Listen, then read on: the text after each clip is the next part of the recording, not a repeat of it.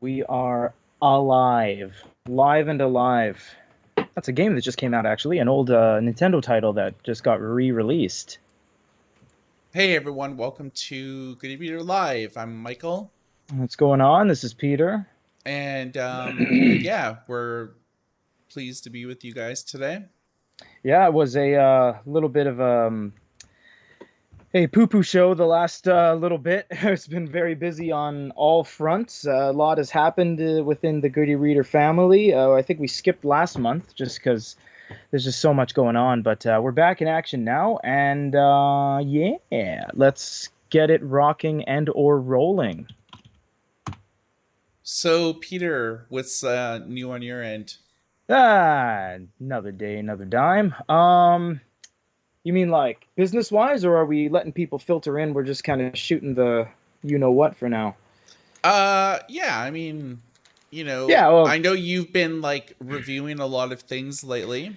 yeah. The production department has their we got our hands full. And how it works is that obviously you guys know we get samples, and both myself and Michael arrange samples to be sent to the production studio here. And then we have all the guys kind of just go through the things. We look at it, we kind of have a little bit of a table read, we go through some Zoom with our team and Michael's team and everything, and we're just like, what is this? What do we kind of want to approach? And every device has their own personality. I mean, we've seen devices that are like the Y-bend, which are just these weird DOS OS base model, basically a Texas Instrument calculator. So like before we do reviews now, we can't just do them blind. And then once we figure out, it's like, okay, this is who this is for. And then we got to go get the scripts written. So we go to our guys and they write the scripts and they put all the nice fancy words. And then we go and do we get it set up. So we draw what needs to be drawn on it, load what needs to be preloaded. And then I go in the studio and I talk about it. And then we get the guys to take B-roll and photos and send it over to Mike's team. And then Mike does all the important work on the news publication and gets it out to the world. So that's kind of the process. But yeah, a lot has landed. A So, lot. what's like in terms of informing people like when the next things are going to be that we review. We Yeah, have the iFly Tech is correct. That just went up. Yeah, that was the probably the last I think I mentioned to you, Mike. That'll probably be the last one we're gonna do on these guys. Just I don't want to dwell too much on it, but it's just they're not a team player in that regard. It's like it's very nice that they're sending us samples, but it's more like here's a sample, and it's kind of like, oh, okay, well, I can't even turn it on.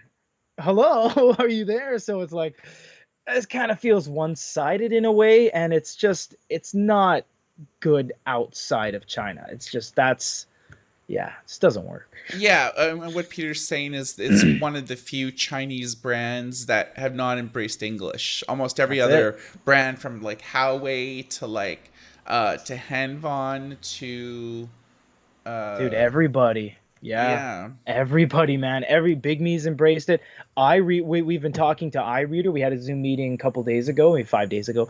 They're gonna do a, test load OTA, which is over the air update, and they're gonna put English on their iReader operating system, which is crazy because like they were a holdout for quite some time too, and now they're no longer. So a lot is changing, and iFlyTech is just those guys. They're just like, we don't want to do it. We don't want to put English on our units, and it really does stifle what we're able to provide them.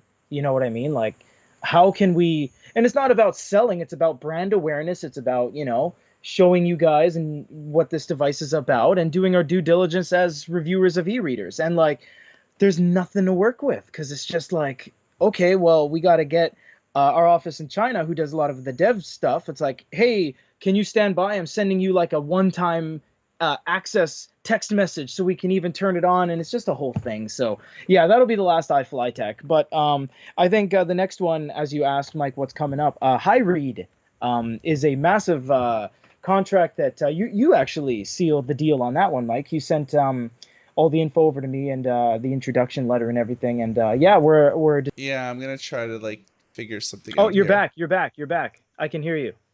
Can you? Hello. Yeah, we're good, guys. Thank you very much. Watch him on YouTube, says Milos. I am. I actually pulled up on my phone to watch Mike on YouTube so I can guess when he's talking. Yeah, Okay. there's like a delay with it for some Yeah, reason. that's okay. Yeah, let's get back to it. Sorry, guys.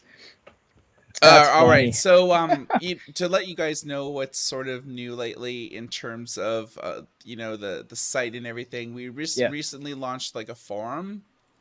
Oh, yeah. That's right. So if you go to like our website, goodereader.com, on the navigation bar, there's like contact, news, reviews, store and stuff. There's a new tab there called forum, and it's sort of like new forums, like software that we have here. And yeah, it's like the type of thing where like you can like register, uh, or you could just like talk just as a guest and not Yeah. having to register. So there's a few benefits like to registering, like you can have like an avatar and like a signature, and you could vote in polls and stuff like that. But as a guest, you can still like read and reply. So it's like, if you don't want to register with us, you don't have to. And it's just, we don't sell Pardon data, me. so any customers that like register with us, we're not the type of company that like sell your like data to like anybody. Like No, we've always kept it like internally. We don't even use like anything for even our newsletter unless you just no, sign up we for don't our use any of that. newsletter like exclusively. And we do that a lot. We don't really have a lot of things that we require you to log into. Like our app store, you can use it freely. You don't have to create an account. But if you do, then it does sync to all your devices, etc. But it's not necessary. So just like feel free to use as many of our services as you wish. Yeah. APK to bar converter, etc. We don't want to lock you guys down. We never have. So Yeah, it's like purchasing stuff from like our store. It's like you can just check out as a guest if you want. yeah, You that's don't right. have to register. So we've always sort of believed in that from like day one, just like the less friction, the better. And I for personally, like I hate like when I have to like register just to like do Oh something on man. like another site, like Yeah. just to read something. It's like, please create an account. Like especially news sites that have like paywalls are notorious for that, where it's like, you can read like 2 free articles a month, and then you have to register, and you Yeah. can read another Yeah. five, Yeah, and then right. after that you have to like subscribe. It's like, oh my Dude, you ever get god. those when it's like the Wall Street Journal has a I don't know, just a news clip, and then you scroll through it and you're like, "Wow, this is really interesting." And then it fades in, it says, "Click here to register to continue reading." And I'm like, I just wanted to read it. Like you already gave me a little bit, and like that's what they do, right? So it's the whole thing about like samples, right? Like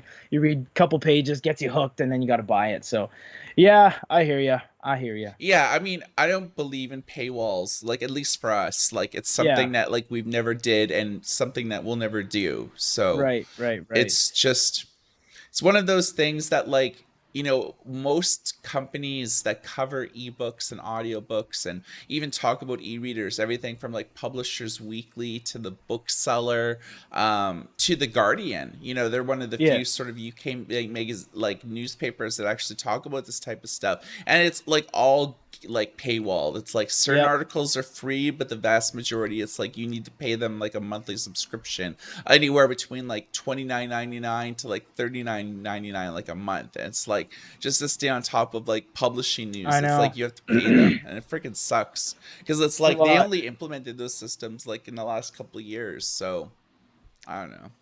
Yeah, no, I hear you. There's a lot of that on the internet that's just I don't know, makes you want to I don't know, just hide under a rock. Yeah, man. But yeah, what's oh yeah, we had a quick customer, not customer, user question here that we'll just answer real quick because we do have some slight news if you've missed it. 13.3-inch color e-reader news question mark. I'll just do a quick 10 seconds on mine. If you go to YouTube, we actually sent one of our guys to Taiwan last month to a trade show where we covered a color 13.3-inch Kaleido panel. It's not in any sort of tooled shell. It's just on the wall, but it does work and it does exist and it is real. So I'm going to throw it over to you, Mike. If you know anything about any sort of 13.3-inch color coming up in the pipeline. All right, so as you guys know, like I talk a lot to like these companies. Like one of the benefits of selling this stuff is that we talk to like management about selling things in our store. Hmm. Plus, I have a lot of connections like in the supply chain. So both from like a store, but like a news outlet thing too. So Pardon me. Kaleido 3 was supposed to come out like this summer. Yeah. But from what a lot of companies are telling me that had planned to use Kaleido 3 is that there's not enough panels available for them to place an order with E Ink. So E Ink has enough panels to like send to companies that want to do color, like here's 4 development kits or something Yeah. like that, or here's 2 development kits, logic board, Kaleido 3 panel and stuff like that. And so they're like doing their internal testing, and stuff like that, loading their hardware on it. And it's like, yeah, we want to release something. Can we order like 10,000 panels? E Ink's Yeah. like, no, they're not ready yet. So E Ink has not even like brought these sort of things like online for Kaleido 3. And one of the things with Kaleido 3 is that it primarily supports 7.8, 10.3, and 13.3. And so even companies that are like, yeah, we want to place an order, it's just E Ink's not in a position to like mass produce the panels yet. So that's one of the reasons why we haven't seen any Kaleido 3 devices this year. So from everything that I'm hearing, we'll probably won't see anything until 2023, like maybe summer of next year. So that's when Yeah. we might see something. However, Gallery 3, I'm not too sure about because from everything I understand, Gallery 3 for e-readers or e-notes only supports like 7.8 only. And Mm. so maybe they're in the same position where we haven't seen any Gallery 3 e-readers or e-notes yet because it's just simply not ready for mass production. But I don't know that. That's not like confirmed like like Kaleido 3 is. I'm not too sure. I have to sort of put the feelers out for that. But I think one of the advantages of Gallery 3, at least for e-notes or e-readers, is that I could display 40,000, 50,000 colors as Wow. opposed to like E INK Kaleido 3, which can only display like 4,000. Basically Yeah, yeah. 5,000 colors. But I think Kaleido still has the better usability for refresh and like everyday use. I think. Yeah. So Yeah. Gallery 3 is pretty interesting. They have like 4 or 5 different speed variants, depending on like your use case. So they have something from like very slow page turns, which we've seen up until now, until Slow. like Yeah. really fast, but it leaves like ghosting issues. Yeah. So they have like basically 5 different speed modes like on it, but you have to choose which one that you want on your e-reader. You can't just like switch between them on like for have settings or something like Right. Onyx has like all the different speed modes that you can Oh change via yeah. software, but Yeah. with Gallery 3 it doesn't have like there's no on off switches for the various speed modes. When you're Right. constructing the e-reader, it's you basically have to enable one type of speed mode only for Gallery 3. So Right. it's I think that that's going to take a hit, you know what I mean? Like it's really hard for somebody to say what's the middle ground between slow and fast and what will users embrace on a device. Yeah, that's a tough one. I think, the e-reader crowd, all you wonderful people that watch us all the time, you guys know what e-readers are all about. But I mean, just about every second of every day, we get people that are like, why not just buy an iPad? So you know what that mentality is that the average person it's e-readers and refresh is something you have to get used to if you don't already know it. It's never going to be lightning snappy fast because that's not what it is. It was never intended for that. So yeah, it's probably going to have to be to the user to choose their modes. I think that's just the most comfortable thing. And you know what? I think something interesting that no one has ever talked about, and you and I neither, Mike. Why is it that the monitors, the Dasung monitor, the Onyx monitors, all the monitors they have now, I think Dasung has 5 and Onyx has 2. They have like 28 speed modes on the Onyx and 15 speed modes on the Dasung, and all these sub speed modes and combinations of either, but no e-reader or e-note has ever exceeded 4 speed modes. I wonder why that is. They're both the ink panels. The Mira is a 13.3, the Lumi is a 13.3. It's the same panel. But why is it the monitors can have 28 fully functioning speed modes? And you guys have seen how fast that is, but no other e-reader e-note does that. Yeah, it's user, it's the user experience. Do you want to like bog users down with like 10 or 15 different options? Yeah. Most companies like do either like the normal mode or A2 mode. That was like That's right. Yeah. Yeah. that was like the default standard for like all e-readers. Long time. And Yeah. then, slowly some companies started offering more expanded different modes for like different tasks. Yeah, like image mode or like text mode, and then we're like, oh, okay, I start to see what's happening. Yeah, they've slowly started to like, you know, rename like the speed modes for different types of tasks that you'll do. Because like, say with Onyx, they have like X mode. What does that do?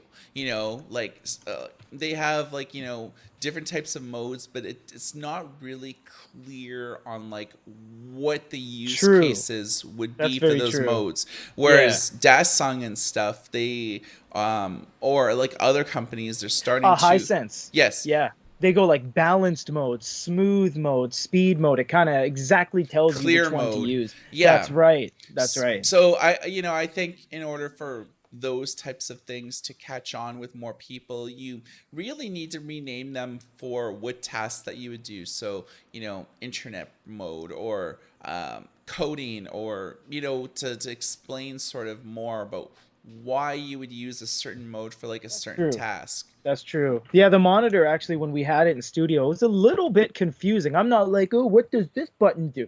But at the same point, it was like there was a little bit of a learning curve because like you have to select your mode, and then there's a dial that has 7 sub-speed modes. So Onyx has the most speed modes out of any company, period. And it's true. It's 28 speed modes.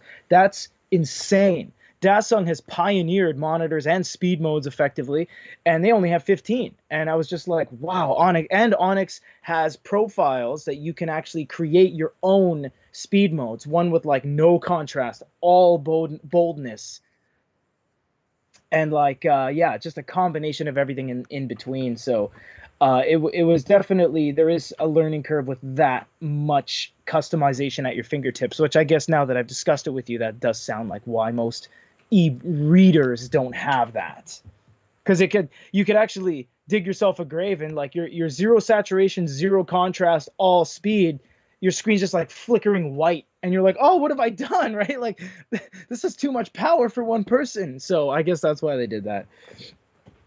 So, did anybody buy anything for Prime Day? That was Oh Amazon's yeah, annual event that that's just right. transpired like maybe about a week and a half ago. Virtually every single Kindle model was on sale, and all the variants, almost in every market, at least the ones that I paid attention to, Japan, the UK, Canada, and the US. There was deals to be had on the latest generation Kindle Paperwhite, the 6.8 screen, both the signature edition and the base model, as well as the Kindle Oasis. Kobo was running parallel deals for Prime Day for Yeah, almost all of their e-readers. Barnes and Noble had deals for their e-readers. It was just like a good time to make a purchase. it was. So, Yeah, I'll leave that to the users in a little bit because there is a delay. But what did you buy, Mike? Did you buy anything for Prime Day? no. Oh, Um, no. yeah, I mean, I have everything that I need. I have like, I have a Kindle that I use. I don't need the latest generation or whatever. So, because like I read more paper books than like ebooks, just Yeah, because I neither of us use e-readers. They're terrible. yeah. I mean, I like collecting hardcovers. You know what It's I mean? true. It's true. It's like oh man, you know what? I'll just show you guys just a little bit. There's something to be said with having a nice, like, okay, Mike's more of like a bookcase with, books with all like the binds and everything, and I have like Switch games that are all like stacked up because digital's great, has a smaller ecological footprint, it's quicker delivery, I understand, but there's something to be said about having like a shelf with stuff on it. You know what I mean? Like just a stacked shelf, and that's something you can't get on e-readers or like digital video games and stuff. So yeah, I hear you on that one. It's also the resale value. Like you Yeah, can't, you can't. if you No, were to buy it is digital Switch games, you can't zero. really you can't sell them or lend them out to Never. friends. You're correct. If I have my Smash Brothers here, if I bought that digitally, it's $80. That's it. It's gone. It's in the ether. If I bought the hardcover, just say physical, it's $80. But I can always flip it on Facebook Marketplace for 40 bones 4 years later. So I'm preserving 50% of my value, and I'm then giving it to someone who has the ability to purchase it as a heavily subsidized price, as I ate all the depreciation. So there's two separate worlds, economies of both digital and physical. And that's something you can do with books as well. You can pass your books on. You can sell your books. Books expand in rarity and value over the years. You know what I mean? Like those First edition special Harry first Potter editions. like And if is you download the first edition Kindle, you can be like, "Hey, check out my first edition Harry Potter." Oh, you have one? Yeah, it's on my Oasis. It's like that doesn't count. That doesn't matter. I want to see it behind a piece of glass, man. yeah, Yeah. one of the things with like ebooks too is they'll change the cover art if they make like you say you buy you bought the original Harry Potter with like the unique cover art the first like day it was ever released. Yeah, When they released the movies, they changed the cover art to like representing like the movies, or they'll that's change right. the cover art if the cover art has been changed by the publisher. And that's one of the things. Like, there's really no resale value with ebooks because Zero. you technically don't own the ebooks because you're basically just licensing them from the company that you paid the money to. So And sometimes you pay as much or close to a book based on where you're getting it from. If it's a small bookshop, a big bookshop, if they're bound by the ISBN prices and all that, like you're somehow paying a lot or more than you should for something that doesn't exist versus something physical, you know? yeah, that's the thing with like the tangible versus like the intangible. You ebooks can't be resold. For the most part, ebooks can't be lent out. I know that Amazon has like a lending program that many people don't even know exists, but for the Yeah. most part, brands that sell ebooks, it's like that's why you're locked into their ecosystem because you can't really bring them with you. And No. if that company ever goes out of business, you lose everything. Going back to video games, we know that PS Vita, for example, from PlayStation, they shut down like the service, so you can't Oh buy yeah, they digital did. games anymore. So the only thing that you could do is play physical games. So if you have a collection of physical games, you can actually insert it and keep on playing. But they've shut down like the cloud service, they've shut down like the store. And That's Nintendo's right. done that over the years, discontinue things. Game companies do that where they shut down the servers of old Yeah, multiplayer games. So, they have to. you sort of don't have access to that anymore. So there's something to be said about owning physical things because it's yours forever. Pretty much, as long as you have the hardware or well, hardware, your eyes are hardware too. It's just organic. As long as you have the tools to consume what you've bought, eyes for books, the console for games, etc., then yeah, it's yours. It's yours. I mean, you can't stamp out copies of them and sell them on the street, but yeah, it is yours. Yeah, and I mean that's not to say that I don't buy ebooks, but I also buy a lot of audiobooks. Like I've been enjoying Oh yeah. audiobooks a lot lately. Either short form content. There's a new thing on Audible. I don't know how new it is, but it's called Music and Words, Oh and nice. it's like there's about 31 episodes in like the series, and it's like everyone from like Beck to like Eddie Vedder to like Alanis Morissette. There's like Oh, country people and stuff, and so they kind of like talk about their careers, or like some people like go even as far as to like when I was a kid, and it's generally about like an hour, maybe 2 hours long. Half of it is just like them talking like about their experiences being on the road, or you know um influences that their parents had on them, or cool.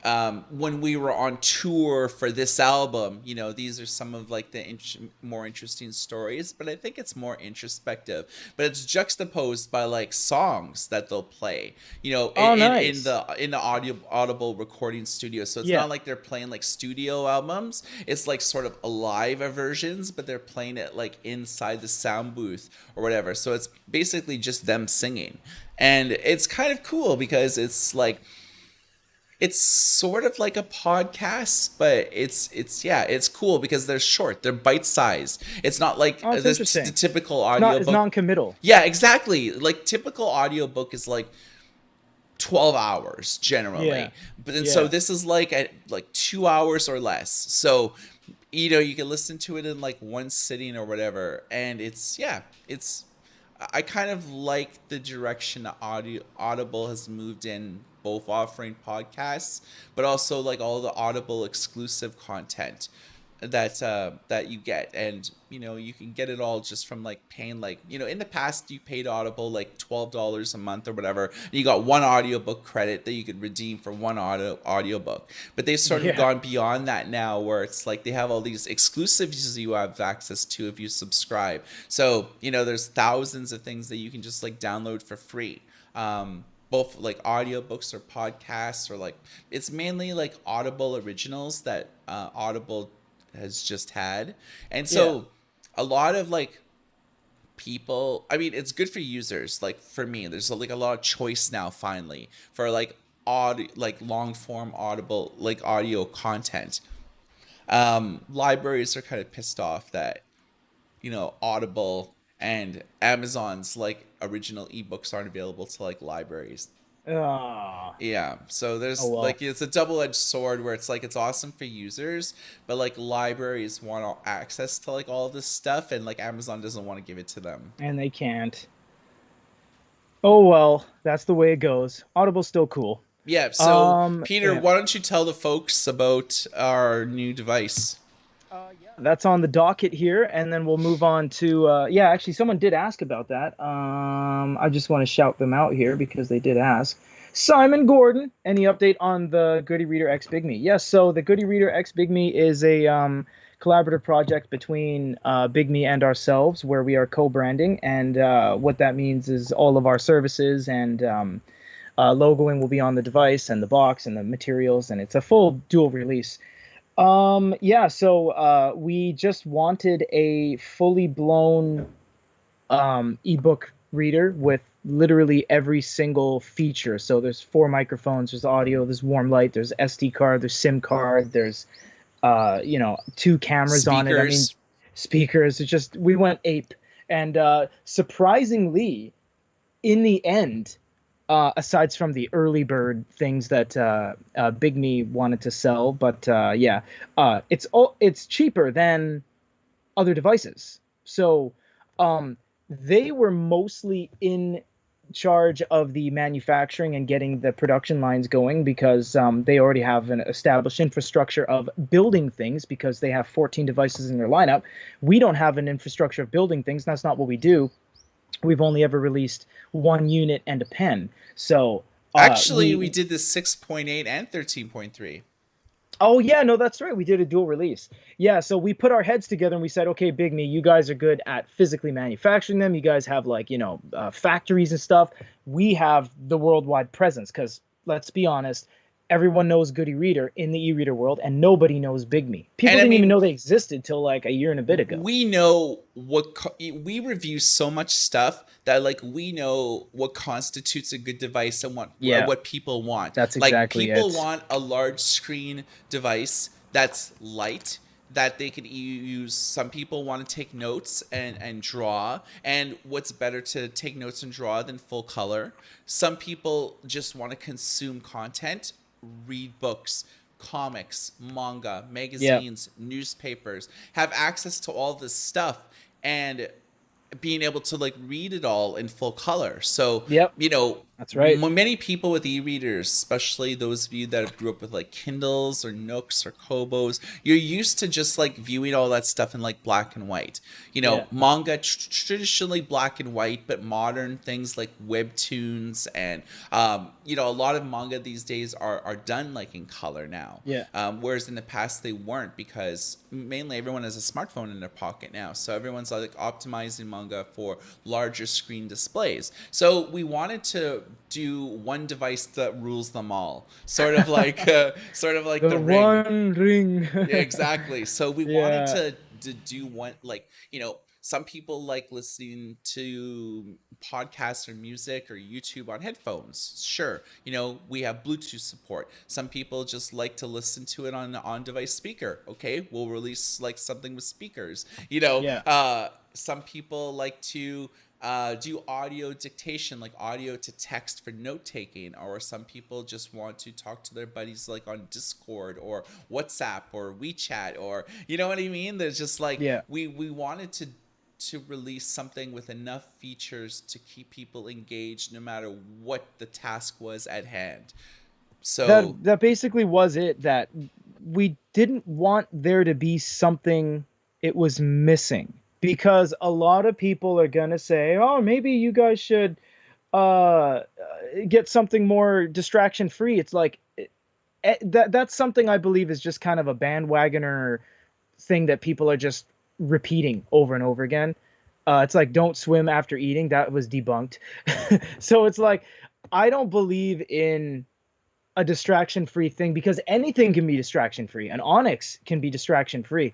But if you want something, you can't magically add something onto a Remarkable. That's impossible. I can't say, "Oh man, I really want to listen to this. Oh, good thing I have a speaker that I don't have." No, you don't. There's no speaker. So if you mm, don't want, it's better to have it and not need it than to need it and not have it. If you need something and it's not there, then it's not there. But if you have a camera, people are like, "You don't need a front camera." It's like, don't use it. I'm not, it's not like you have to use the front camera to read a book. Just don't use it. So, like, yeah, we just wanted every feature there. And we are just like, you know what, 4 gigs of RAM? No. 6 gigs of RAM. 64 gig storage? No. 128. Just like every single possible thing. Just put the biggest possible thing of that on there. 10 languages? No. 31 languages. So it's just like, yeah, we just put everything on there. We threw everything at a wall, and it worked. And Bigme is really good at tooling devices and carving things out of wax and stuff, which they did. And we developed an all new unit. A lot of back and forths, between all of us. And yeah, I think we hit our goal in like 10 minutes. And yeah, I think we got almost 800 people to get on board, and that's just Kickstarter. And I'll say one more thing: a lot of people said, "Why are you using Kickstarter?" Kickstarter is totally normal in the world of launching a product, even if you don't need money for the project. and it's like Lots of more people do legit it. too. Like Kickstarter's like Yes. say more legit than like uh what is it, like Bandcamp or something? Campfire and all these other guys. And Indiegogo. yeah, and like if you were to, if Bigme was to release this on their own page with, like, Union Pay, Taobao, WeChat Pay, it's like a lot of people aren't used to that. They don't know what that is. So Bigme said, why don't we use Kickstarter? It's an all-in-one platform. Everyone knows it. It's a completely single entity that facilitates all the money coming in and money going out and products going out. It was just a simple way to, it's the same reason you use eBay. When you use eBay, you sell something on eBay, it gets advertised to the world. Do you have to pay higher fees? Sure. but it's better than you running ads, finding your own credit card processor, paying for, customer insurance and all this other stuff that goes into it. Kickstarter's an all-in-one. Dasung did it, Supernote did it. Before a lot of these companies did it. They don't need money to make it. It's just they're using it as a payment processor that Mike says is like the most legitimate one. It's an all-in-one service. So that's the thing. This isn't a project that's going to be like, oh, shipping 2025. No, it's going to ship like next month, the month after. Yeah, It's like it's ready to I'm go. hearing like early October. Yeah, we're getting our review sample, I think, this week. And Bigme is not a company that's like, oh, maybe we're thinking of release. No, they got 14 devices and a subsidiary fighter brand. They have shipped millions of devices all over the world. They don't need Kickstarter to fund them. They're just using it because it's a massive way to draw awareness. So that's what the whole thing was with Kickstarter, is that they're not a cash poor business that needed all this money. They got factories, man. So yeah, that's what's going on there. But yeah, it's a great unit on paper. I haven't even played with the final product yet. I don't know, but we're gonna see. And we're sending it to a lot of different news outlets. Michael actually got Linus Tech to agree to take on our product, so we're going to be sending one to them. Linus Tech Tips. They got like, I don't know what, 13 million subscribers or something. Yeah, so, they have a lot. Yeah, So way it's more like than us. it'll be, I think, like on one of the Linus Media Group's thing, like Yeah, Tech Quickie or one of their shorts or that's right. something, So And I believe Unbox Therapy, those guys got, I think, 15 million subscribers as well. I think they're going to be getting a sample. I think Engadget's going to be getting a copy. And yeah, just sending, like 5 or 10 copies around to all these news outlets. And then, they'll send them to other places. And yeah, that's really the deal was what's going on there, guys. yeah. So just to elaborate a little bit more, Yeah, one of the benefits about Kickstarter is that a lot of media outlets will pick up on it, just because like that's if right. something's like just new and it's like making a ton of money, a lot of news outlets will pick up on it, so it'll help like make the product just have more awareness and go viral a little bit more. But it's also, we know how many additional units that we need to make. So like the initial production run, I think, was going to be like, I don't know, like 10,000 units or so. But That's a good one, actually. I didn't mention that. yeah, That's smart, based man. on like Kickstarter, we know how many additional units that we have to make based on orders on Kickstarter. So one of the benefits about crowdfunding is not necessarily needing the money to manufacture something. It's basically how many people are placing orders that we need to go back to the That's a factory good and one. say, okay, we need to make an additional, 5,000 units. We've initially made enough to cover everybody, Yeah, but we need to make an additional this many because like the demand is there. So once we sort of start, the crowdfunding campaign starts winding down, we know how many more that we need to be able to go wide. Once Kickstarter ends, it's going to be available in the Goody Reader store. that's right. Both our like main site as well as our Shopify site, and we're going to start distributing it to like other e-commerce sites too. So hopefully we'll make it available like on Amazon and other places like that and stuff too. So Yeah. we need enough products on hand to be able to ship them out as soon as an order is placed. That's the big That's a thing. good one, yeah. Because if you look at it, just in the 4 days it's been running or something, there's 763 people that have already reserved theirs, and that's gonna keep going for the entire month. And then we need to stockpile all 5 of our locations, and I believe Bigme's going to be selling it domestically within China as well. So we all needed to. That's actually a good one too. It's like market research because we all need to kind of come together and be like, all right, well, we need, an extra 2,500 units we didn't know we needed yesterday. So yeah, that's a good one. Yeah, so that's what's going on with that, guys. If you have any other questions, of course, there's going to be tons of videos coming out on this. We are going to be reviewing it ourselves, but obviously we're going to be sending it to countless reviewers as well because we can't be left to our own devices to say, oh, the InkNote color is the absolute best, because it may not be. So we have to be impartial, have to send it out to everyone, get a fair shot. But yeah, we're going to be showing you the ins and outs of it, like a 20-minute deep dive on it, the whole thing. Yeah, we want to show you, but you can only understand what the device does by just like reading tech specs or a Right. few of the articles that are, Lily Puting did and a few other That's right. things did, that you can only get a sense on like what it does by a few of the pictures that have been released, as well as just reading the specs. You really need to visually see what it can do, how vibrant the colors are, and things like that. So we can show you that. Obviously, because it's our device and it's not like a third-party device, we are some of our bias, we wouldn't be there. We're mainly just like showcasing it to you in like an honest fashion. We're not really reviewing You it in got a it. traditional sense like we would review the recently No, released Nook Light 4 with Pearl Pink. we're not going to be like the InkNote colors, the best one you could buy in the world. Goody readers really outdone themselves. No, Mike's right. It's gonna be showcasey. It's gonna be like, what does colors look like here? How does the pen work here? No, we're not gonna give it a score because we all know what that score is gonna be. But yeah, moving over to the Nook. Man, the first time Nook has ever released a color variant, not a color device, a color choice. Yeah, so they released they were taking pre-orders, I think, for like about the last like month. Yeah. And they did a pearl pink version of like the Nook. So if you've ever seen the Nook Glow Light 4, when it was released initially, it was black. So, it was black on the front and like black on the back. Yeah. And they released the Nook Glow Light 4 with pearl pink. So even the packaging is pink now.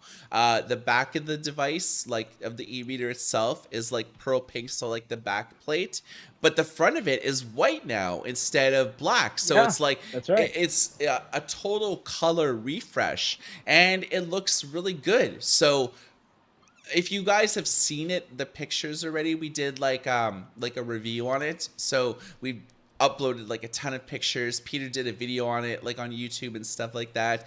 We have like a review on our website on goodyreader.com. It's like in one of our carousel images at the very top, so you can actually see some of the pink packaging. I would show you guys what it looks like, but last time I did that, like OBS ended up crashing, so I don't Oh, want that to don't happen. don't do that. Just go to our site, guys. Yeah. Yeah. So I mean, Yeah. I The think it pink. looks like really good, It and is. Yeah. um, I actually talked to the VP of e-commerce and the VP, like basically the guy that runs the Barnes Noble website, but who's also in charge of the entire Nook division. He was actually saying that when they did the Pro Pink color, they actually had like 4 or 5 other colors, and they were like testing them internally, like which front and back, different colors.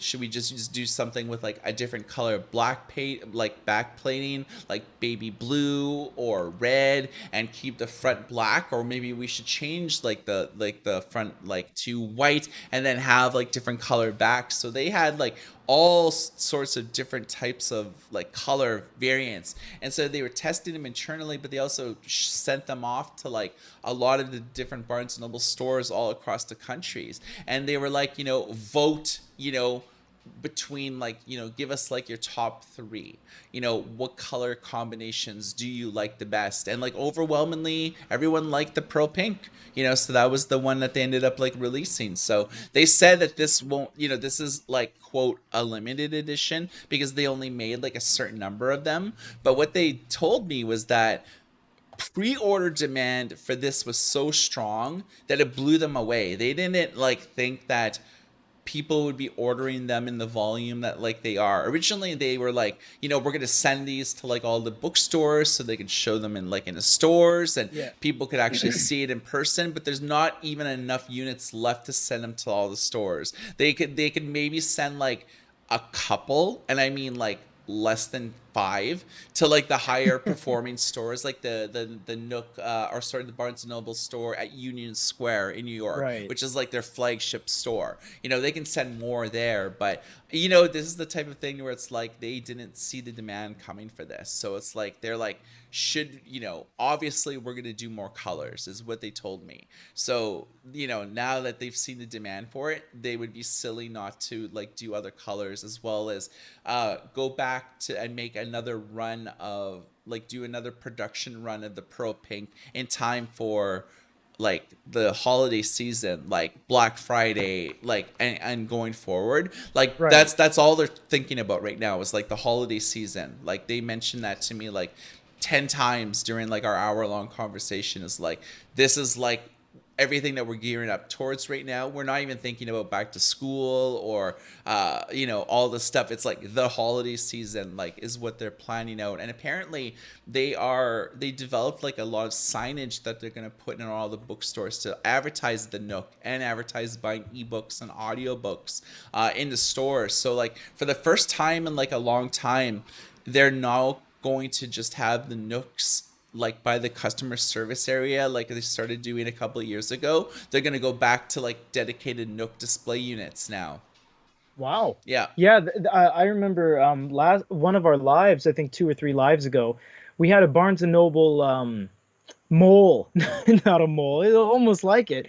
We had a Barnes and Noble ex-employee in our chat, and they were going over the fact like, oh yeah, most of the stores have abandoned all of the Nook, what do you call like, flyers and the tables and the banners, and like if you do have a location that has it, it's like at the very back of the room, and it was weird to hear that Nook was like not present in a lot of these places, but uh, it's good to know that they're coming back now. And I Yeah, I think mean, this pink is they were so banished by the customer service like area, like behind the counter. right. So it's like you couldn't even like try before you buy anymore because they were just like locked behind a case or like inside of like a like I don't know, like a cabinet or something. Yeah.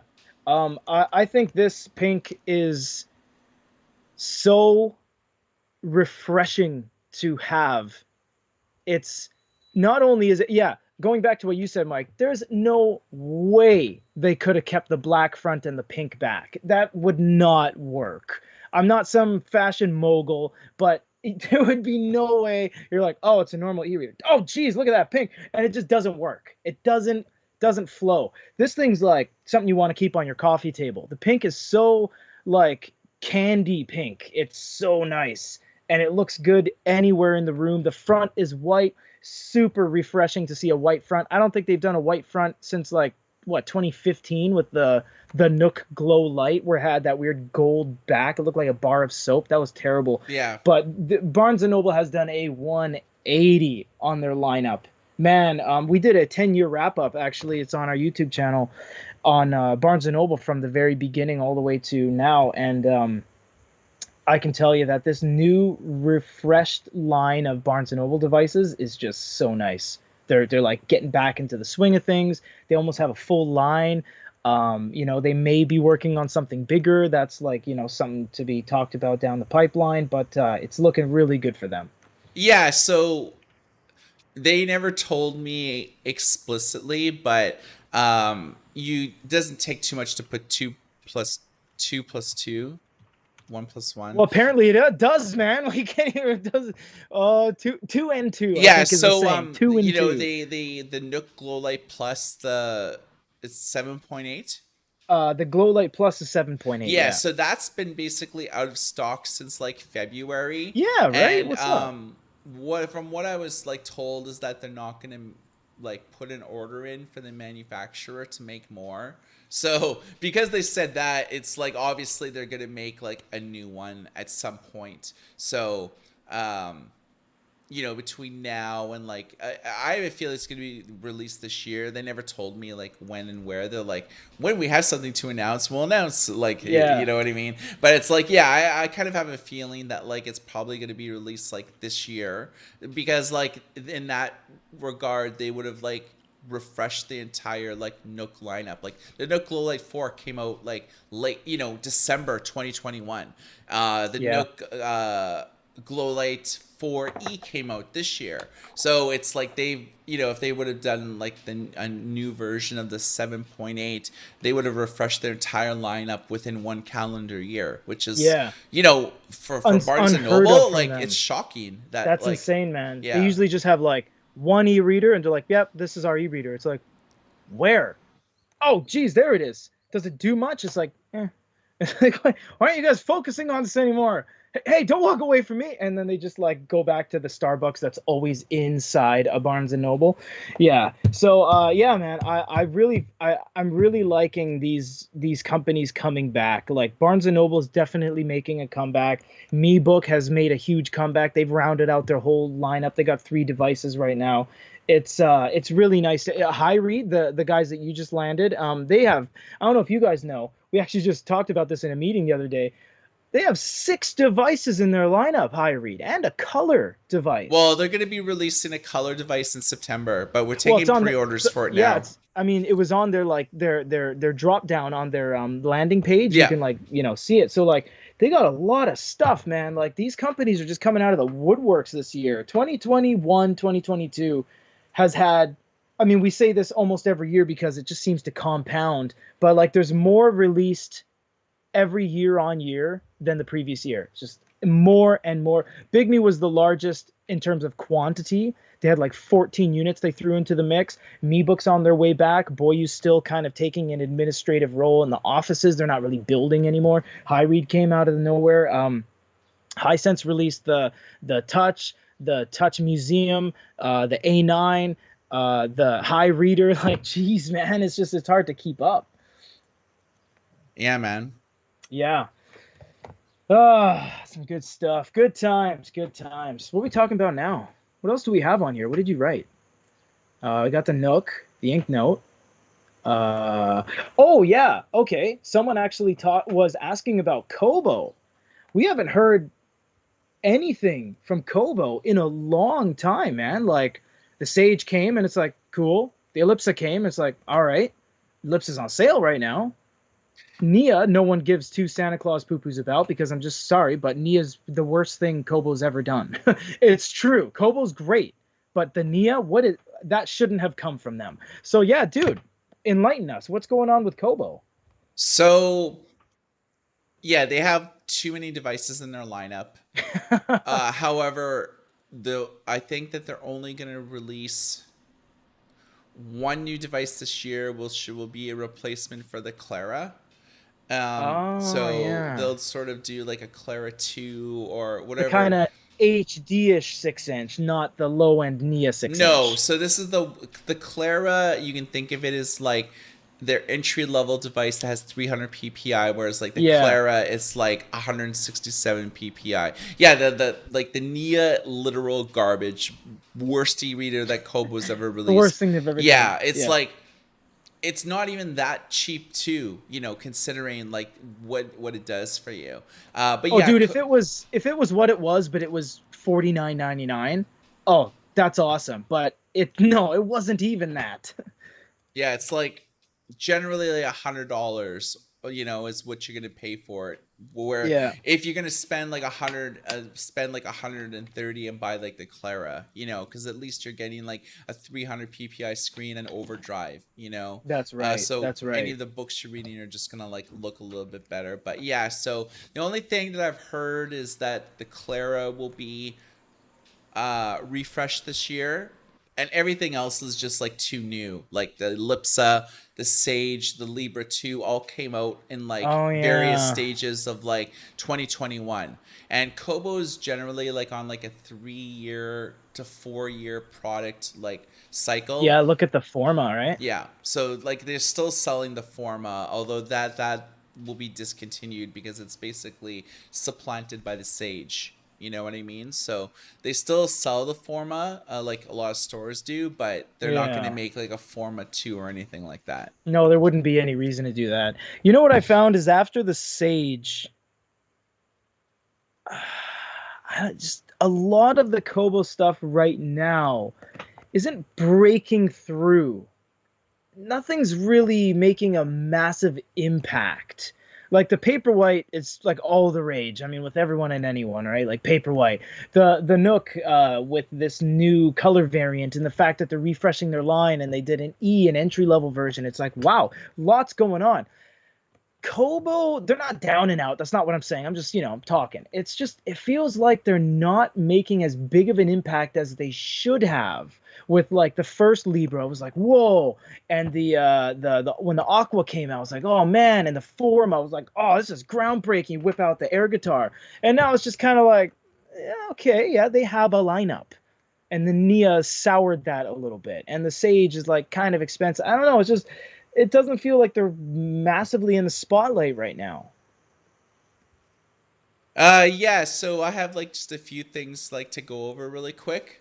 Yeah, yeah, of So course. Britney Spears is going to be releasing a memoir. It's done, but it's delayed due to like the paper shortage. So it's like Okay, that's kind of relevant. it's one of the things that are like affecting like the book publishing industry right now is that there is like a paper shortage, basically due to like the pandemic.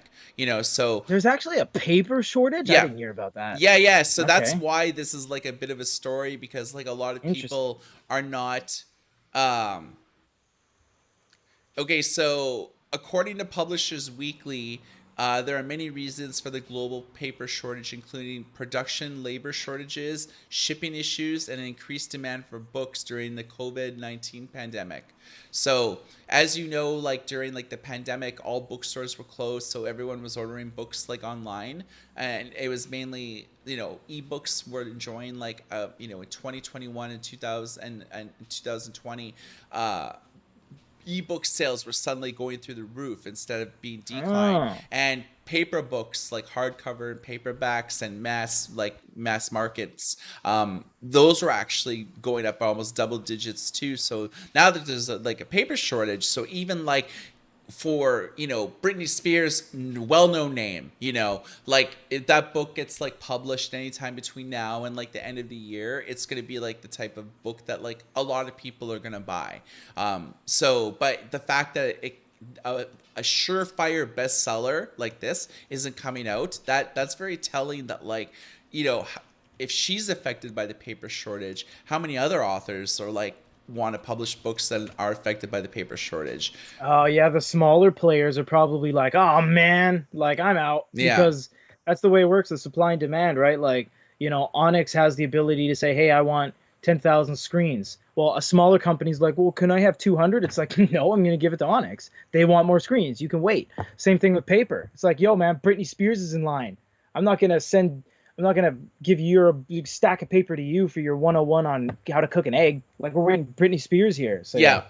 Yeah. Square Enix, Oh, here we often go. I love know it. for like Squaresoft Mhm. back in the day making like Final Fantasy games and Oh, they everything. still are. They've Yeah. just released an English version of their Manga Up app. So this Oh, like cool. launched. It was Japanese only. When it launched in 2017, but now they've just released like in the last like 4 or 5 days an English version of their app, so you can Cool. buy manga and like stuff like I don't know, Full Metal Alchemist, like Oh yeah, yeah, yeah, yeah. um, you know, the Apothecary Diaries, the Royal Tutor. It's like all this like stuff that's like is it wrong to try to pick up girls in the dungeon? Very good anime.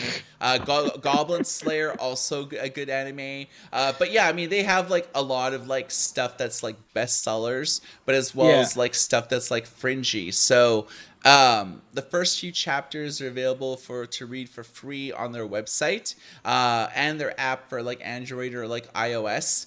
And one of the things that they've like had is some controversy where um, they have like black borders like around cleavage.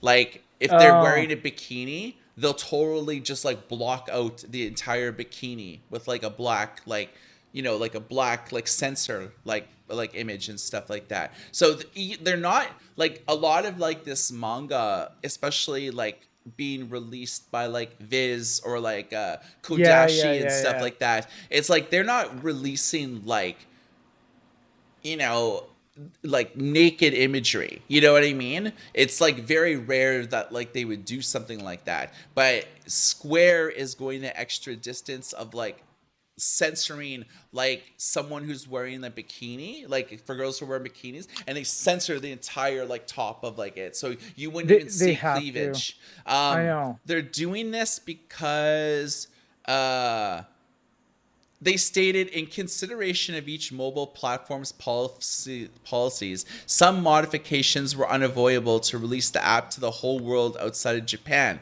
This is not limited to English-speaking countries.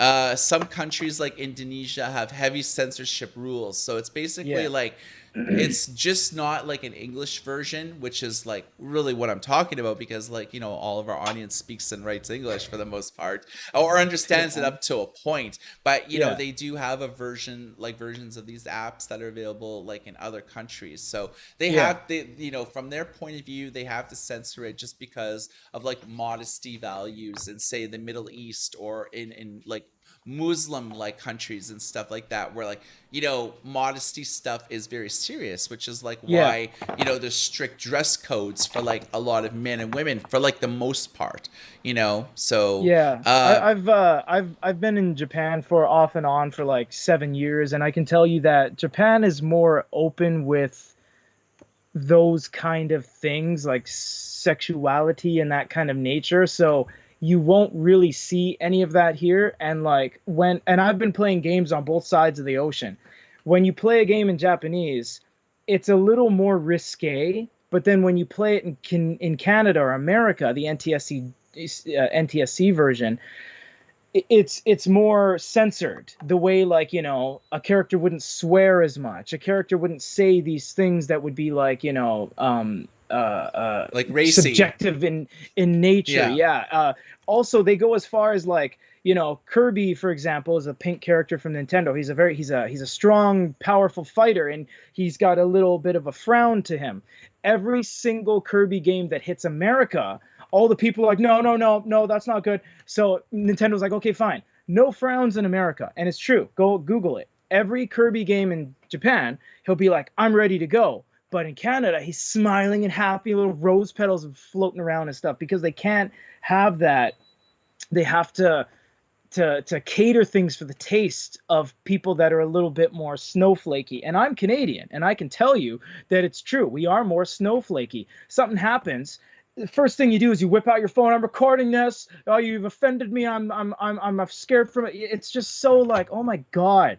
And in Japan, it's just more like, just relax, okay? Like, this is what it is. It's creative freedom, and I want to make it this way, but it just doesn't work. Like you said, Indonesia has heavy censorship. Saudi Arabia, Afghanistan, there's a lot of places just are a little bit more censored, that they just can't have that happen. And yeah, someone just said, MZ said they should properly be rated rather than censored. I agree. If something should be risque, it should be rated as such, maybe adult in Canada, not just censored entirely, because then you're taking away from how it was created in the first place. And that's not really fair. So, yeah, I totally agree. Like, I remember in the 90s when anime first came over to America on Teletoon, there was nudity in regular anime that North America wasn't ready for. They were like, "Oh, what the heck is this?" Like, Yeah, okay, so and when there's they a say huge nudity, line it's here. like you might see like half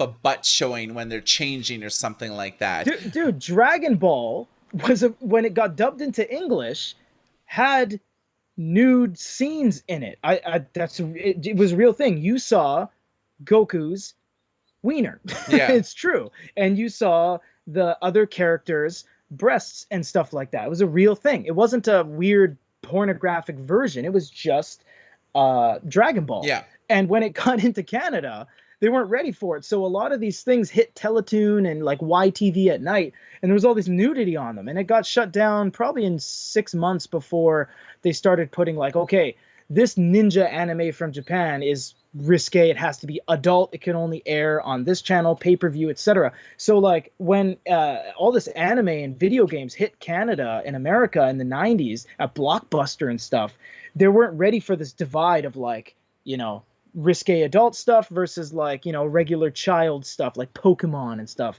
So Pokemon had an episode with a gun in it, and they did not air it in Canada because they weren't ready for having a gun on there. Beast Wars was called Beasties in Canada because war was bad. So like, yeah, dude, it's happened ever since, like, the very beginning. They had like, it's always been like that. So I get it. I'm not surprised they had to censor it because it's the way it goes, I guess. Yeah, and I mean, a lot of people, especially, I would say there's more negativity on the Square like manga app than there is positive. Like if you Yeah. look on Twitter about it, and it's just like people are just uploading screenshots of unreasonable, like someone's wearing a crop top, so they'll censor the belly, like of the belly just showing. And that's the type of stuff that they'll censor. It's not like they're censoring nudity. It's like, if there's a scene where like a butt crack is showing, they'll Yeah. censor like the entire back, and Yeah. it's like people are just like, it's unreasonably censored. I know. It's this age, man. Everyone's just upset over the smallest things. You call someone who's a they a he, and that's it. Your life is over. Yeah, and I It's mean, just so that's walking on that's really eggshells with only in everybody. North America is the whole Yeah. pronoun thing really pronounced. Like Yeah. I've been to Europe, I've been to like a lot of countries in Yeah. Asia. People really aren't It's using not. It's not a thing. yeah, it's It's not not a a real thing. Like thing. No, people, the whole it's not real. pronoun thing, like he, him, they, their, it's pretty well just a North American thing, Yep. mainly an American thing. If you go to like It's even true. like Central America, people aren't like, that's not a thing. You No. visit like What are you talking Peter, you about? live in Japan. A lot of people just aren't. Zero. Yeah, people just No, don't use it's not a thing. pronouns there. Like when I was in Taiwan, people weren't using pronouns. It No. was like, it's Yeah. sort of so in talking about censorship and all this type of stuff, and east west type of values and stuff like that. Even a lot of people are in the world. It's like censorship really isn't a thing, but Right. for certain markets it is. For You certain got to play markets, ball. like some people sensibilities are a little bit more sensitive, That's so right. can they handle it? Who knows. Can Anyways, you handle it? Shonen Jump, they're the guys that own like Viz. Yeah. Yeah. They will be getting, so Shonen Jump Plus will get simultaneous English releases in 2023. So the day that the manga is released like in Japan, it'll be automatically converted to English, and this is using the Manga Oh, Plus app for like Android, cool. so That's or nice. iOS too. So That's a good basically idea. those apps are being used by like 5 million people like daily. So it's, this isn't just like a small app. This is big. So they have like all the big like Naruto and One Piece, and Yeah. all the Attack on Titan and stuff like that. Yeah. So Yeah. Yeah. all those like things, like say like Spy X Family, Dragon Oh, Ball, yeah, that's coming up. Slam Dunk, One Piece, Jujutsu Kaisen. All of those originally started as like half a chapter type of thing in like these like weekly manga magazines. But Oh, Demon Slayer started as like a little thing, and now they have Demon Slayer stores here. yeah, they have like a movie that they just released too. Yeah, yeah. Like you go into a mall, they have Demon Slayer stores. I'm not joking. You go into a fabric shop, they have the main guy, Tanjiro, with the green and black checker. You can buy rolls of it. It's always sold out of his fabric. And it's just insane, man. Like the movement over anime here Yeah, is just so mental. like a lot, like Assassination Classroom, like all those types of things were like in Shonen Jump. So Yeah. like both like the manga, sort of like they do it like weekly, sometimes monthly, but it's like 160 page like issue, and like some of the manga that was just like unknown at the time ended up blowing up, and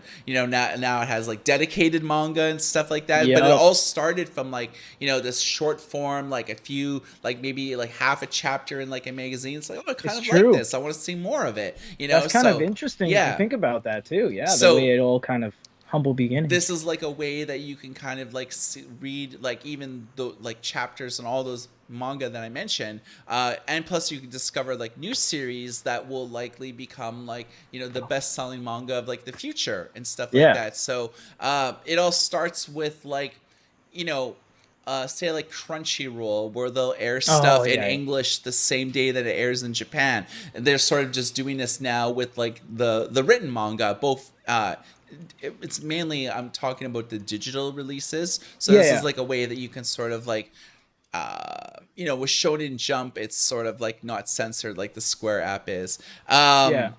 The Kobo Ellipsa and Clara HD are on sale on Amazon right now, as well as the Kobo website, both Kobo.com, the American site, and Kobo.ca. So if you're looking for the Ellipsa pack, which comes with a sleep cover, the device, and a stylus, that's on sale. It's basically like 10% / 15% off on these devices. So it's not like a huge savings or anything like that. Um, Yeah, well, money's money, and for some provinces and states, 15% is their tax. So that's good. all pocketbook readers can now read AZW formats. Oh So yeah, Pocketbook has just released like a firmware update for, okay, let's say the InkPad, the InkPad 3 Pro, TouchLux 4, TouchLux 5, InkPad Lite, InkPad Color, Pocketbook Color, and Pocketbook Era. So they've but not the basic Lux 3, no, I don't think so. because that's like their newest device, the basic Lux 3. Yeah, so this is Oh, just what's been announced like in the last week. So there okay. probably will um, push a firmware update for that, but it's Yeah, basically like support for AZW and AZW3 formatted books. So nice, they'll finally be able to nice, like support that on their e-readers. So good. it's an Amazon friendly format. So one of the benefits about that over Mobi is that there's like better typography. So like fonts will be darker if you sideload in the type of content. Uh, That's good. Yeah. Kobo e-readers can now change font size by gesture. So Oh yeah, Kobo good. has just issued a new firmware update for most of their modern e-readers. Like everything, you can think of everything but the Kobo Mini.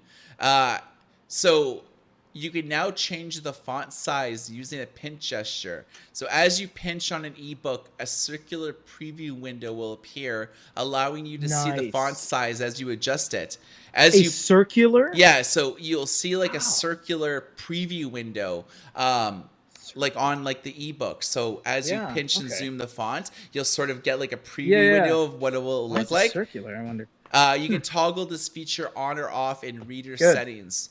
And there's been some PDF enhancements.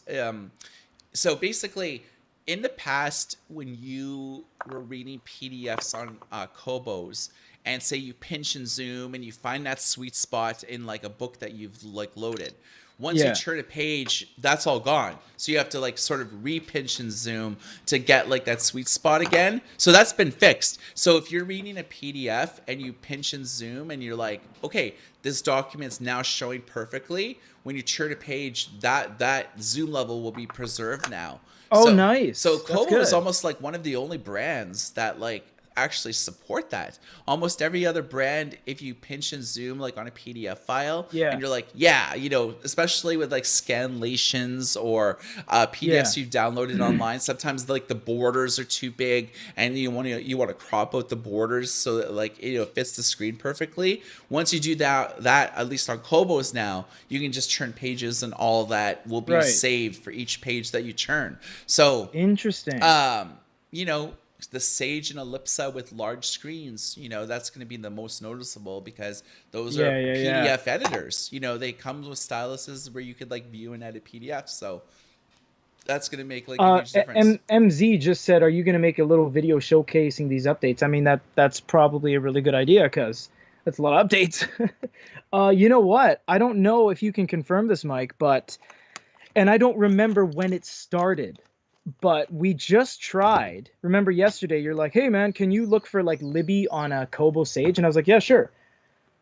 You can't start a Kobo device without signing in and downloading the Kobo desktop app. I could not seem to get past it. It got to start it up, choose your language, choose your Wi-Fi, and I hit an absolute wall, and it said, go to kobo.com/desktop and download the desktop app. And I'm like, oh, I'll do that later. Oh, how do I continue? And I pressed back and went back to Wi-Fi. Went forward, desktop app. I don't know when that started, but you can't start up a Kobo without downloading and plugging in. And there's like a photo. There's like an image of him plugging it into your laptop. And I was like, oh, okay. When did that happen? Because I don't recall that happening on all the devices except the Sage. I don't know if you can. Oh, someone just said, Bitter Almonds just said, yeah, my Kobo Mini gets stuck on that. Okay. This wasn't always a thing, I think, but No, maybe it is on. you know, there was a time when that didn't happen. So it's more of That's like, right. it's more of a Okay. recent type of thing that Good. in one of the firmware updates, you know, is kind of probably buried in like the release notes and stuff, which Right. like, you know, I could see why, because with the Kobo desktop app, you can, you know, you can download and install firmware updates like using the Kobo Sure. desktop app, and you can also use it by sending documents like to your device, like be with it being plugged into like Yeah, USB yeah. rather than dragging and dropping with like Windows Explorer. So it's just like it's more geared towards like noobs, like Yeah. and people who are like I newer to like I get e-readers that and than I it is agree. like you know, people that have had multiple e-readers over the years and know how to use Caliber, or you know, you at least know how to sideload in your own apps or ebooks. Right, but you can't not. You know what I mean? I can't even skip it to start my unit. Yeah. I can't even. And then yeah, like it was it was totally. I was like, wait a second. Kobo shouldn't be doing this. Like no one else does that. Like a couple Chinese companies do that. Can't, you cannot proceed unless you do X. But this was Kobo. I was a little bit surprised that Yeah. that happened. Yeah, So weird. one of the reasons why we were testing the Kobo is because there's been a number of libraries that have announced lately that they're no longer going to be supporting Overdrive, but they're going to That's be now right. supporting Libby. Most notably, the the Greater Toronto like library, which like every year at Overdrive, they're like in the top two or three of the libraries that have loaned out the most ebooks and Yeah. audiobooks like on a yearly basis. So they're not a small like library. Like even by like worldwide standards, it's like they're at the top of Wow. lending out the most ebooks and audiobooks, because like, you know, Toronto is, I think, is like the most populous like area in Canada. Like there's the Probably. most people there. That's like, you know, Toronto's like the center of Canada pretty well, all but Yeah. in like name. So they've said that they're no longer going to be able to support Overdrive. So we were like thinking, does that affect Kobo e-readers? Because Yeah. Kobo has like Overdrive APIs. And if somebody just supports Libby, does that mean that you won't be able to like borrow library books using a Kobo e-reader? So we have to, you know, basically, you know, when we like looked and tested it, books didn't really say Overdrive compatible or Libby compatible. They were just like, you enter your library card Yeah. number Kind of and just felt your like business as branch like usual. pops up in the UI or whatever, and you could Right. read and borrow books right on your Kobo. So, but there really isn't any distinction between Overdrive supported books or Libby supported books. So this is something I'm gonna have to ask Kobo, because more, you know, as you guys maybe have known that have iOS or Android devices, the main Overdrive app was pretty well, like you couldn't download new versions of it as about 6 months ago, and Right. Overdrive said that they're going to kill it off completely by the end of 2022, and they're only going to be supporting the Libby app going forward. So Libby app is like newer, better design principles. Like it's pretty well. The old Overdrive Media Council supported like videos and like audio, like music and stuff like that. Whereas, you know, Libby pretty well just supports like books, audiobooks, and that's about it. Yeah. So that's the type of stuff that's most people are reading digitally, like, anyways. I think it supports a few other things, but I haven't really tested it like extensively. I just know that like a lot of people like it, and so it supports the types of things that they kind of like to do. So, but in Kobo's built-in overdrive compatibility, I kind of think that they're using an overdrive API to pull books exclusively. So I don't really know besides that. Okay, I was just adjusting something. Yeah, no, I hear you. You should do some digging and find out on the on both fronts, because yeah, we need to hear it from them, because yeah, well, it's better to hear from the horse's mouth. Is that right? Yeah. What does that even mean? I know how to use it, but what does that mean? Hear it from the horse's mouth. Horses don't say anything. Huh. Leave a comment down below. Yeah, if you know where that idiom came from, we'd like to Yeah, know. that's Um, right. so next month, so like basically here it's July 31st, That's but right. starting I think like August, Uh-huh. uh, a lot of Kindles won't be able to access the bookstore anymore. So Oh yeah, that was the thing we wrote about a while back, and it's finally happening, huh? yep. So Kindle second gen, Kindle DX, Kindle keyboard, Kindle fourth That's gen, and it. fifth gen are on the chopping block. So yeah, those will not no longer be able to have like connections to like the Amazon bookstore. So you won't be able to add books to your wish list. You won't be able to buy books on the Kindles. You won't be able to like do anything on them anymore. So the And you only know what the worst guy, you know who has it the worst out of all of this? what? The DX, because you can't get books from the store. It doesn't have Wi-Fi, and you can't use the 3G. Oh my God. Nail in the coffin. At least the other devices have Wi-Fi, but because they got rid of 3G too, remember? Yeah. So, oh man, yeah, the DX just got like the triple, just annihilated on all fronts.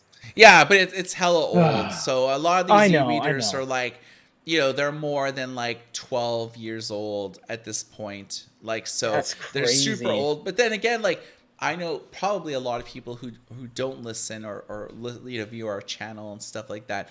I've seen people use like second gen Kindles like on the SkyTrain or like on the bus and stuff. On the Yeah, rare yeah. occasion that I'll do it, it's like they're using like Kindles with physical buttons on them. You know what I mean? And that's like total old school. That's a lot. That's saying something, because the Touch didn't have it. The Voyage had it, kind of, the little haptic things, but the physical buttons died out on Remember the the paper, Kindle keyboard? the Kindle 3.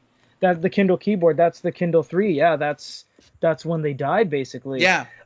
There's a couple users on our chat here. They said they still use the Kobo Mini. Someone said they're still using their Nook Simple Touch from 10. Luis M. Godin's M. Oh, two M's. Said I'm still using my Simple Touch after 10 years. Works great. So yeah, there's people that like diehard fans that just they will use their older stuff. Yeah, I mean, So there's yeah, really nothing wrong with older stuff because I guess in the e-reader industry, screen tech doesn't move as fast as it does like with doesn't smartphones. does You not. know, like would you upgrade, people tend to like upgrade their phones like every generation or two, because it's like, oh, do you want a screen with 120 like you know 125 megahertz like a refresh screen and stuff like that, so switching Yeah, between I know screens are people that much bought more I seamless. know people that bought a phone for like $1,000, and then 128 hertz version came out the gen later, and they bought it, and I'm like, okay, what was that? And they're like, oh, it's got 120 hertz. I'm like, yeah, It does make a big difference when you're no, no, scrolling screens or scrolling up and down or launching apps. I know, but then I'm like, okay, what do you do? And they're like, oh, Candy Crush. I'm like, oh, okay, well, number one, do you need $1,000 device to play freaking Candy Crush? Number two, what is a hertz? And they're like, I don't know, it's just faster. I'm like, you don't even know what it is. And I'm not looking down on them. I don't know what a lot of medical stuff is, but you know what I mean. You can't like preach to people like, oh, so it's got 120 hertz. You do this like, this measurement contest with everyone around you. It's like, okay, well, what do you do on your phone? I don't know, like Instagram. It's like, oh my God, do you really need four cameras on your phone when you're not even an influencer? You're literally just scrolling through people's feeds. I don't know. I Yeah, I just mean, phones are getting out of so hand, so man. what how we're tying this up is with e-reader tech doesn't really move as Yeah, fast. it Like doesn't. every 4 or 5 years, maybe that there's like a new type of thing. Like it all started with you know Pearl, and then like Carta, then Carta And HD, Mobius. yeah, Mobius. Then now there's like Ian Carta 1200 or 1250. There's Yeah. front lights, and then there was like front light, that was like blue screens, and then it was like front light Yeah. with like white LEDs, and then there was like Yeah. color temperature systems. So over the years, there's like different types of small iterative changes when it comes to like Yeah. e-readers, but fundamentally e-readers, whether you buy and use a device that's like 10 or 15 years old or something you buy today, the experience of reading books really doesn't change too much. It doesn't. But there No. is a big change, like using something that's 300 ppi. That's the one thing that I That's noticed. the kicker. Yeah. Yep, that's the kicker. Yeah, if you open up like an older Sony, for example, we did that time capsule review. You're like, oh yeah, yeah, it's cool. I can read it. It's fine. But then you go to like a Paperwhite 5 and you're like, oh, okay, yeah, I get it. I get it. And then you go back to the older device and you're like, what is this garbage? Because it really does change the game. The pixel density changes Yeah. everything. From like, you know, basically what PPI is and why it makes a big difference is like it comes with like the sharpness of the fonts and anti-aliasing. So with like 167, 127 PPI, even like 212 PPI.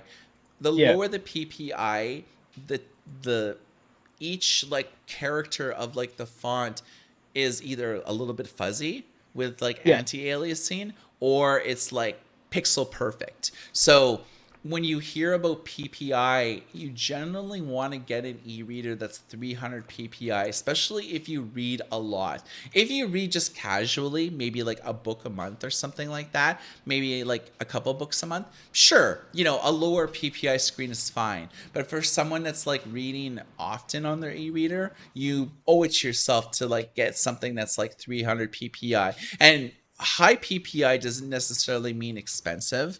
You can get something for like $100 that's like 300 PPI from the brand you already do business with, like the Kindle Basic, for example, like flagship Amazon entry level thing. That's not even 300 PPI. I think it's like either 106. 212 maybe, Yeah, or I think it's like 212. And when you compare like the Basic versus the Paperwhite, like screen on screen, there's a big difference like when it comes to like yeah. fonts. So I'm not like a font expert by any means. Like it's something that I don't really know that well. Same with like PPI, pixels per inch and stuff like that. But yeah, I'm not a font expert by far. But I know that there's like a big difference between lower PPI and higher PPI, and it's about just the reading experience. And I do know that, from doing a lot of 167. side by Yeah. side comparisons over the years, because we do that with like whenever there's sort of like, the Yep. Paperwhite, the last generation Paperwhite and this generation's Paperwhite, we'll do a comparison, see what the differences are. So we've kind of done that pretty well as a good e-reader company for many times over the years. So, just from putting the old generation lower PPI versus the higher PPI, it makes a big difference. So that's Yeah. basically it. Yeah, no, it does. And it's not easy to show on camera because it's going from the device to a camera to an editing software to YouTube to the internet to your computer screen to your face. It's not easy to show that. But when you have it Yeah. in front of you, yeah, it definitely, it's not like night and day because that would be ridiculous. It's not like I can't see it, suddenly I can. It's just it's noticeably different. The curved letters of the O are now smooth, whereas like on the older one they'd be a little bit jagged, a little bit fuzzy. So yeah, density has everything to do with the screen. everything. So before we wrap it up for today, we've done a lot of reviews lately. We Yeah, reviewed the Amazon Fire 7 tablet, the yeah. Barnes& Noble Glow Light 4 Pink. We Uh-huh. released the Mi Book P10 Pro, the Yeah. Pocketbook Era. Oh, and the iFly Tech. Woo! Yeah, so Yeah. out of everything that we've reviewed like pretty well in the last like week or like week or two, what is like your favorite device? Oh man, the iFly Tech is the greatest. I'll tell you right now, man. No, it's terrible. Favorite device. Let's see. Favorite device of the ones we've reviewed, ones we uploaded or ones that we've reviewed, because that's some stuff in the works. Yeah, let's just say the stuff that like is on YouTube right now. Is on YouTube. Probably that P10. Probably that P10's got to be good.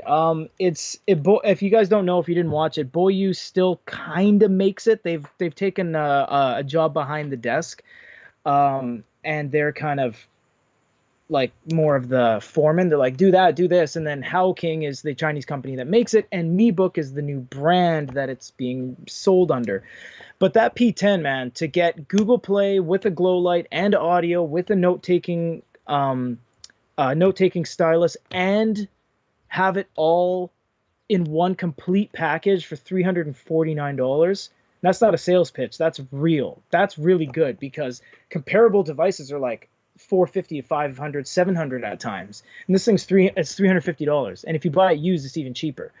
That's a good deal, especially because I remember 4 years ago, 3 years ago, the Oasis was like $419. So to get like a fully blown out Android 11 Google Play note taking slate for 350 is really good. I'm going to say out of the ones we've done recently, that's the best one. Yeah, I would probably say the Pocketbook Era.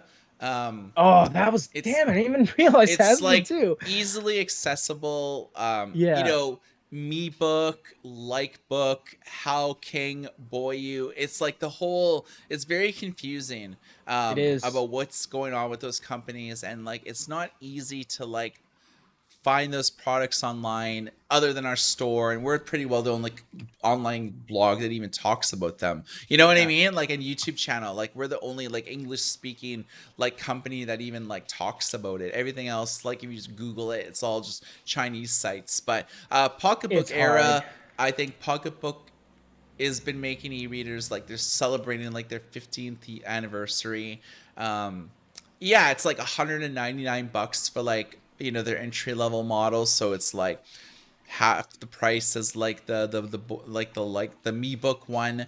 It has support for like more It is fonts than good. anybody. It supports like manga formats.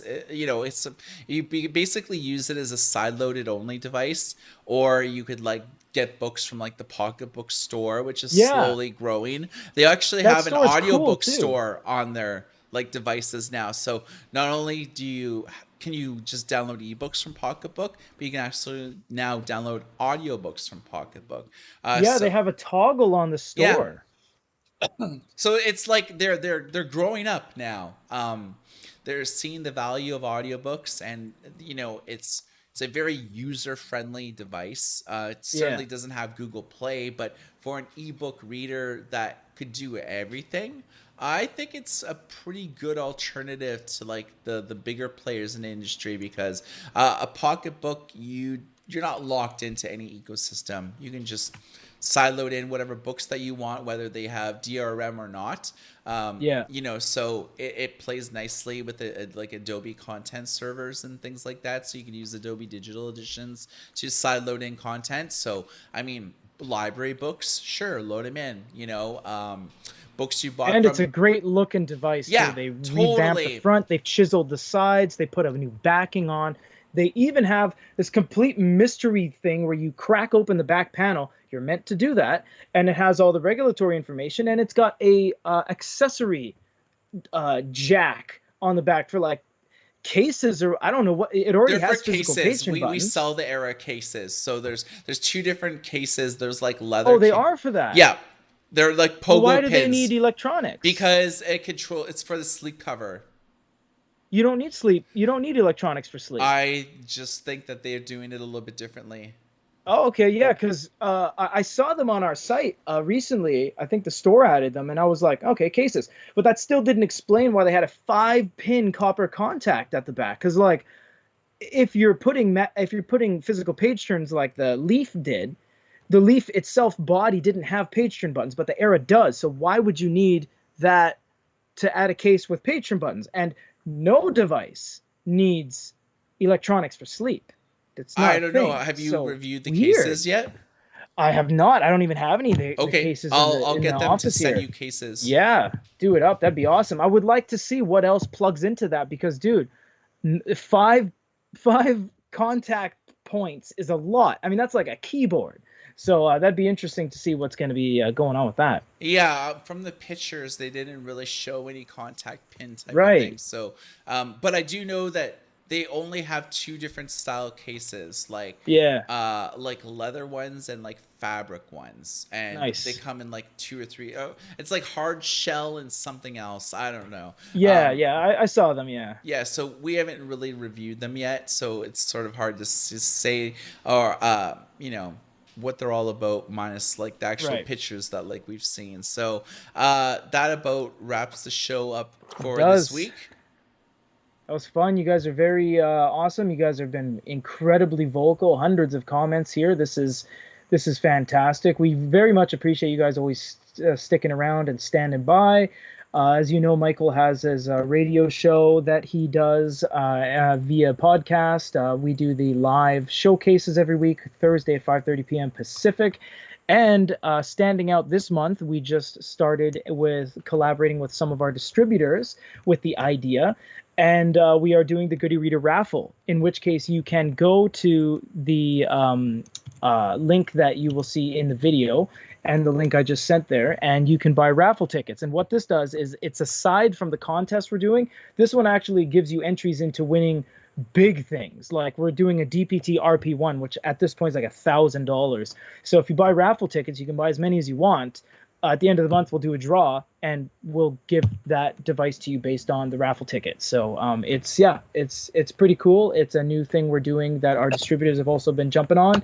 And we, of course, teamed up with Barnes & Noble yet again and are doing a contest for free on our YouTube channel if you want the Nook Pink. Yeah, so basically, as you guys know, we do contests where we give away like a review unit or something like that a company has like sent us. So we'll both have a Yeah, review model, but a new sealed item as well. And that's right. generally those are like anywhere between like $100 and maybe $300 or $400. But when it comes to like more of the expensiver like items, it's really hard to kind of just give away $1,000 like item, for free. Like nobody but us really does that. Like on a monthly basis. So Right. the raffle tickets are like $9.99 each.